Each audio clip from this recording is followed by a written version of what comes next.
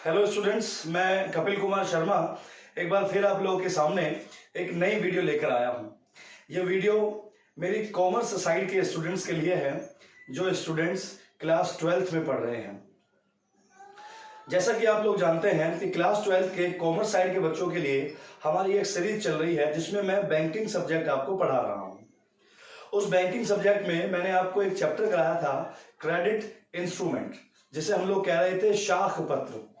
और शाख पत्र में मैंने आपको दो प्रकार के क्रेडिट इंस्ट्रूमेंट या दो प्रकार के शाख पत्र बता दिए हैं। उनकी वीडियो ऑलरेडी यूट्यूब चैनल पर हमारी अपलोड हो चुकी है और उम्मीद है कि आप सब लोगों ने वो देख ली होगी।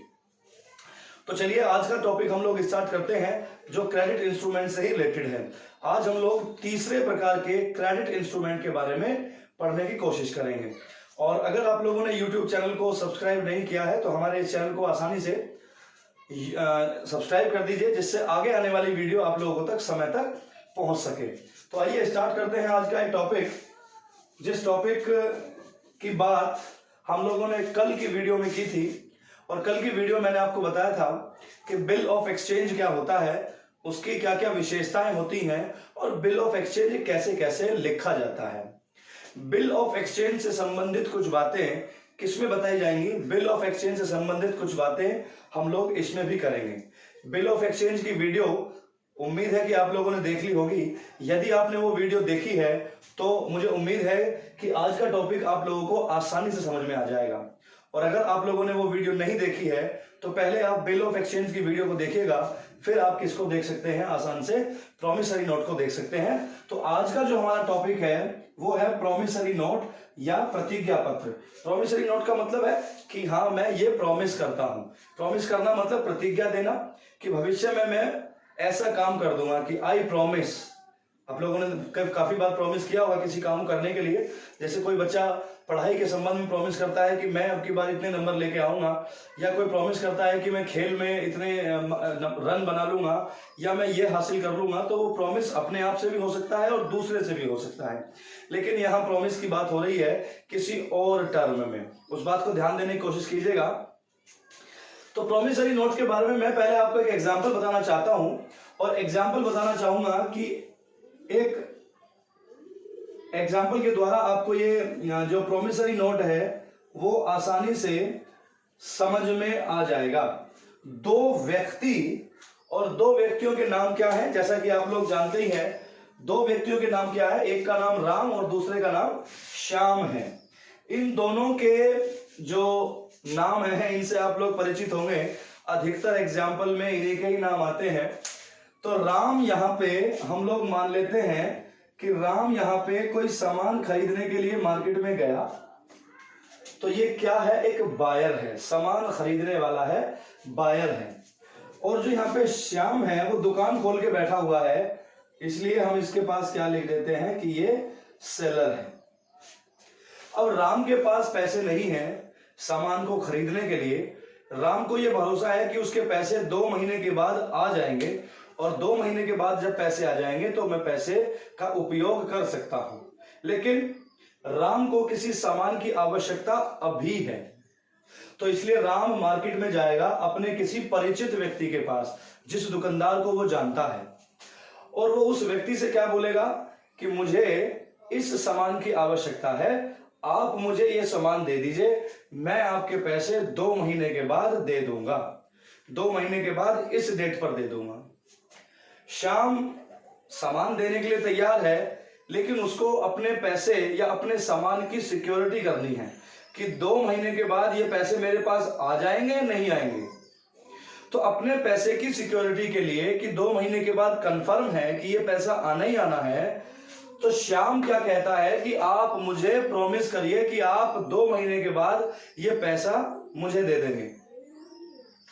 अब ये बोल देता है कि हाँ भाई, मैं प्रॉमिस कर रहा हूं, मैं 2 महीने बाद तुम्हें इतने पैसे दे दूंगा, आप मुझे सामान दे दीजिए।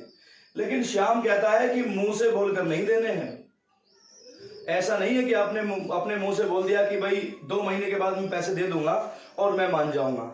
आप इस चीज को लिखित में दीजिए, इस चीज को किसी पेपर पर लिख के दीजिए और उस पर साइन कीजिए, जिससे वो पेपर एक ऐसा पेपर बन जाए जिसके आधार पर मैं आपसे भविष्य में पैसे ले सकूं।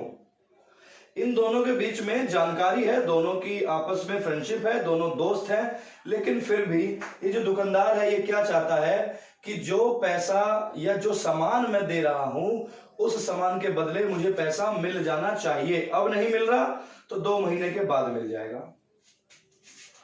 तो राम कहता है कि ठीक है, मुझे आप सामान दे दीजिए, मैं आपको लिखकर देने के लिए तैयार हूं, कि मैं प्रॉमिस कर रहा हूं कि 2 महीने के बाद आपको पैसा दे दूंगा। इस संबंध में आप एक बार समझने की कोशिश करेंगे। तो श्याम जब ये प्रॉमिस कर देता है तो श्याम जो है राम को क्या दे देता है, राम को सामान दे देता है। यहां हम लोग लिख देते हैं,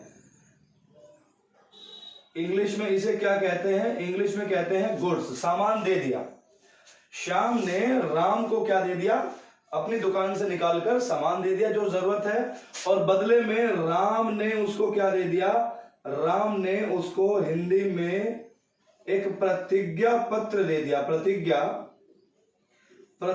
पत्र दे दिया, जिसे हम लोग यहां पे क्या कह रहे हैं, जिसे कह रहे हैं प्रोमिसरी नोट। प्रोमिसरी नोट दे दिया। प्रोमिसरी नोट देने के बाद क्या है कि ये दुकानदार सिक्योर हो गया कि हाँ इतने दिन के बाद मेरे पैसे अब मुझे मिल ही जाएंगे, ये पैसा मेरा मरेगा नहीं, बैड डेट नहीं होगा। बैड डेट तो आप लोग जानते ही होंगे क्या होते हैं बैड डेट्स। कॉमर्स के स्टूडेंट्स हैं, अकाउंटिंग पढ़ ही रहे होंगे। जब आप लोग बैलेंस शीट बनाते हैं या कोई भी अकाउंट बनाते हैं तो उसमें बैड डेट्स आता है, उसके विषय में आप लोगों को सबको जानकारी है। लेकिन यहां प्रोमिसरी नोट बायर ने किसको दिया, सेलर को दिया, और सेलर ने इसको क्या दे दिया, सामान दे दिया। तो प्रोमिसरी नोट देने वाला कौन है, राम है, मतलब बायर है। तो जो प्रोमिसरी नोट दे रहा है या जो प्रोमिसरी नोट लिख रहा है उसे हम लोग यहां पे क्या बोलेंगे, ड्रॉवर बोलेंगे। इससे पहले वाली वीडियो बिल ऑफ एक्सचेंज की है, कंफ्यूज नहीं होंगे। बिल ऑफ एक्सचेंज की वीडियो को जो मैंने एग्जांपल दिया है उसे भी आप समझिएगा, थोड़ा सा ही डिफरेंस है बिल ऑफ एक्सचेंज में और प्रोमिसरी नोट में।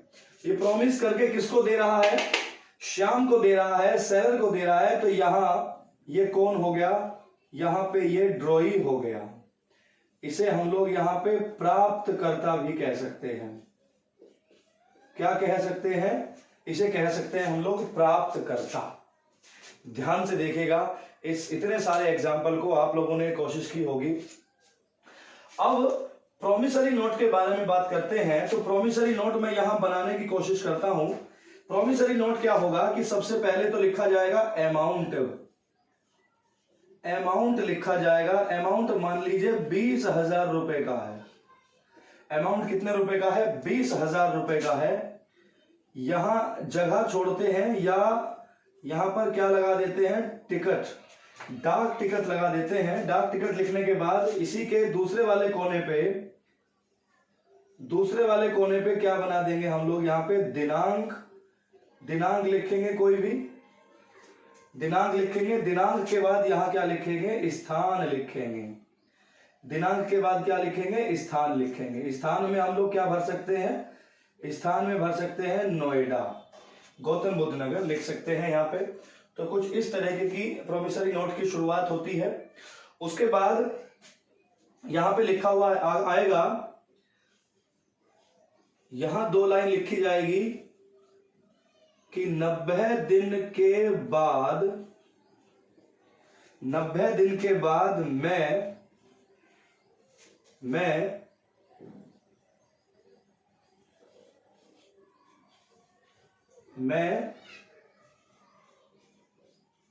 मिस्टर राम को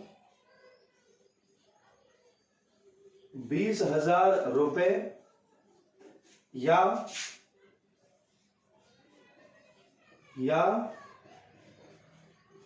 आदेश अनुसार या वाहक को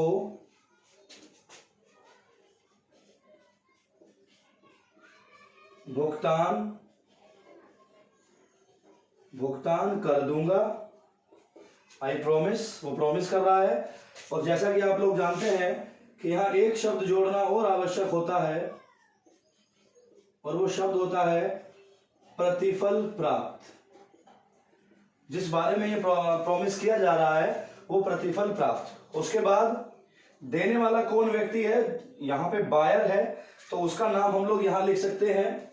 दे कौन रहा था, राम दे रहा था, तो राम अपने साइन यहां कर देगा और इधर यहां लिख देंगे सेवा में,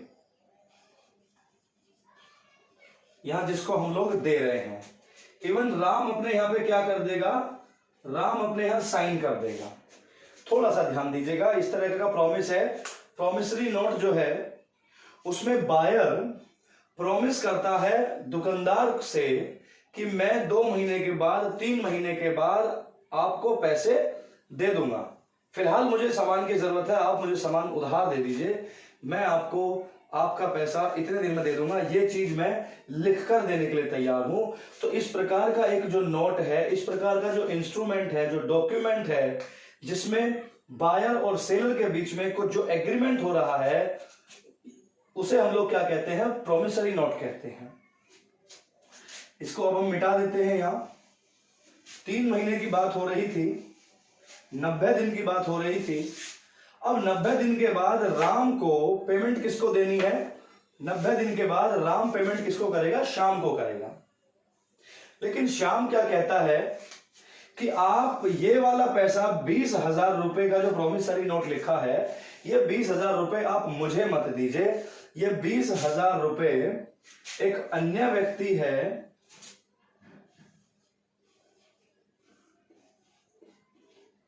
एक दूसरा व्यक्ति है जिसका नाम है सचिन, आप ये पैसा इसको दे दीजिएगा।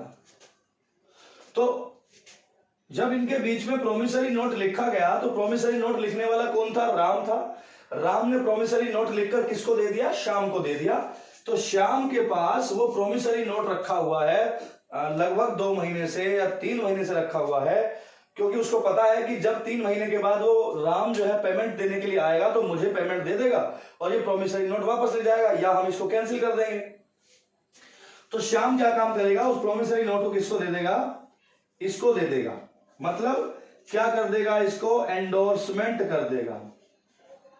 क्या कर देगा, इसका एंडोर्समेंट कर देगा, या हम कह सकते हैं, या हम इसे क्या कह सकते हैं, इसका क्या कर देगा, इसका कर देगा बेचान। इसके विषय में हमने आपको बताया था एंडोर्समेंट एक्ट, मतलब इसको नेगोशिएट भी हो सकता है ये, इसीलिए प्रोमिसरी नोट की जो डेफिनेशन है वो नेगोशिएबल एक्ट के अंडर में ली जाती है। थोड़ा सा ध्यान दीजिएगा कि हम लोग इसका एंडोर्समेंट कर सकते हैं, इसको नेगोशिएट कर सकते हैं किसी थर्ड पर्सन को, थर्ड वाला फोर्थ को कर सकता है, अनलिमिटेड टाइम हो सकता है। तो राम और श्याम के बीच में जो प्रोमिसरी नोट लिखा गया उसके बारे में कुछ जानकारी आप लोगों को हुई होगी। यहां हम लोग इसे मिटा देते हैं